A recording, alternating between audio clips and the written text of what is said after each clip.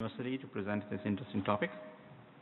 Hi, thank you for the introduction. My name is Lisa. I'm a PhD student in the lab of Alan Teachovich. And something that the lab has been interested in for a while is oh, sorry, I'm a little short for this podium, but let me know if you can hear me now. Thank you. So something that the lab has been interested in for a while is the challenge of developing individualized therapeutics in psychiatry. So in essence, given a particular treatment, how do we predict which individuals it would be most effective for? And on the converse, given a particular presentation of symptoms, how do we determine which treatments may be effective for this given person? So as most of you already know, there are no diagnostic tests available in psychiatry. So in the US, the gold standard for making diagnoses is the DSM. And this is a categorical system that relies entirely on a series of descriptive inclusion and exclusion criteria to assign one primary diagnosis to every patient. However, one of the challenges with this kind of system is that there's a great deal of heterogeneity even within each diagnostic category, such that two patients with the same diagnosis can actually have extremely different behavioral and perhaps neural profiles. Another challenge is that we lack a clear mapping between psychiatric symptoms and the underlying neural variation. So one of the critiques of the DSM is that this categorical conceptualization of psychiatric illness may not actually reflect the underlying variation in biology and pathology at the neural level. So one way that we've gone about trying to address these issues is by first looking at the structural behavioral variation in a large sample of psychosis spectrum individuals, and this included patients with bipolar disorder, schizoaffective disorder, and schizophrenia. We also had a number of healthy controls with no psychiatric symptoms. I should note that these are data from the BSNP consortium, and it was a massive undertaking, and we're really very grateful to be able to have access to these data.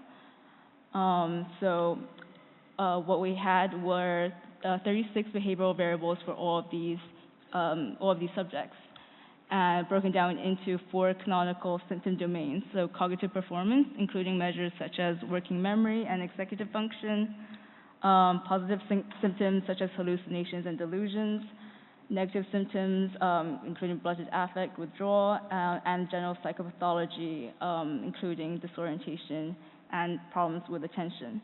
So these are canonical symptom domains from standard instruments that are very well validated psychometrically. However, I should note that they're not necessarily optimized for the biology. So because we were interested in the structure of this behavioral variation, we first looked at the distributions of symptom scores broken down by each of the canonical diagnostic groups.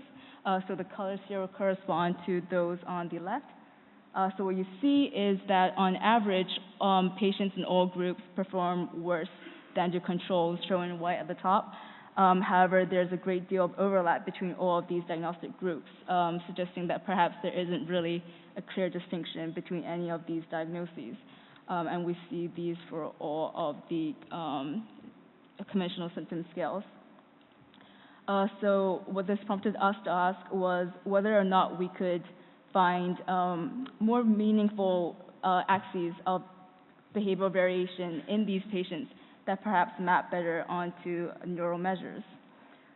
So what we did was simply to perform a principal component analysis using all of our available behavioral data. What you see here is the coordinate space defined by the first 3 principal components.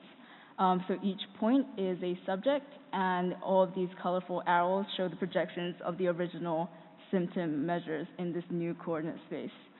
So you may notice that controls, who are shown in black, are sort of clustered in a line because they really only differed in terms of cognitive performance, not so much on psychosis severity. However, there really isn't a clear distinction between any of the 3 diagnostic groups.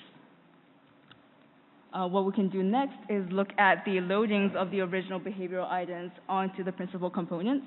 So here they are again, the 36 original symptom measures. And in the interest of time, I'll just show you some results now for principal component 3. So the black circle in the middle indicates 0, a deviation outwards is a positive loading, and a deviation inwards is a negative loading.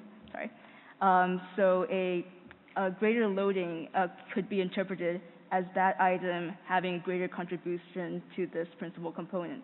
So here, for example, someone who loads highly onto PC3, highly positively, may exhibit delusions, excitement, grandiosity, and not so much blunted affect or depression. So based on the configuration of these behaviors, we gave this PC a name, psychosis configuration. So what we really wanted to test was whether or not our derived dimensions of behavioral variation are any more neurobiologically meaningful than the traditional symptom scales. So the neural measure that we use is global brain connectivity, GBC. This is calculated for each location in the brain by taking its mean functional connectivity with all other regions in the brain. So I just want to note that this is by no means the only neural measure that we could have used. However, because it's an average, it's a good summary measure for some of the first pass analyses that I'm about to show. So what we found very interesting is that whereas the traditional positive symptoms show a weak statistical effect with neuro GBC, the derived principal component 3 actually shows a much stronger statistical effect with the neural measure. And indeed, after we threshold for significance, a clear neural circuit emerges with PC3 that is not seen with the conventional symptom scales. I should also note that these neurobehavioral relationships were extremely stable across, we tried k-fold cross-validation, testing for side effects, as well as split half replication. So everything I've shown you so far is simply an observation from the data. What we really want to do is, given these dimensions of neurobehavioral relationships, project individual subjects into these dimensions, and from there make predictions about treatment response and treatment recommendations. So just walk you quickly through how we're approaching this now. So what I'm showing here are the raw behavioral measures for 2 subjects from an entirely independent data set. We've just called them subject X and Y. And what you can see in the radar plot is that although both of these subjects were diagnosed with schizophrenia, the profiles of their behavioral symptoms are actually extremely different. So what we can do is project these patients into the behavioral PC space and note that subject X is loaded positively on PC3, whereas subject Y is loaded extremely negatively. So we can also approach this from the neural side. So here is the raw GBC for subject X and subject Y. And note again that subject X is loaded positively, whereas subject Y is again loaded negatively onto PC3. And this kind of relationship is really important because although previously we were able to tell that both subjects were ill, now we have a way of associating a specific behavioral profile with a specific neural phenotype. And I'll show you now what we can do with this. So having identified subject Y as a negative PC3 loader, we can then quantify this subject's relationship with a target pharmacological map. So actually, let me go back here. So in the middle here, I'm showing the behavioral profile for PC3 and the associated neural map. On the top here, what I'm showing is the change in GBC after LSD administration, and this is work done by our collaborator, Katrin Preller. So what you can note is that the LSD response map is only weakly correlated with the PC3 map at about negative 0.15. However, the PC3 map is much more similar to the map of GBC after ketamine administration. So what this may suggest is that the mechanisms of action implicated with ketamine may be responsible for the behaviors associated with the PC3 profile. So for subject Y, what this would mean is that his or her symptoms may actually be best treated by an agent that targets NMDA receptors as opposed to one that perhaps has serotonergic actions.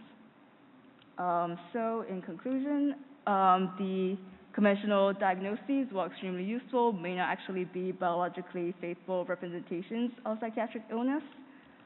By first identifying alternative ways of characterizing behavioral variation, we may be able to detect stronger neurobehavioral relationships. And lastly, we hope to provide a framework for moving towards single subject predictions and rational treatment design. Thank you.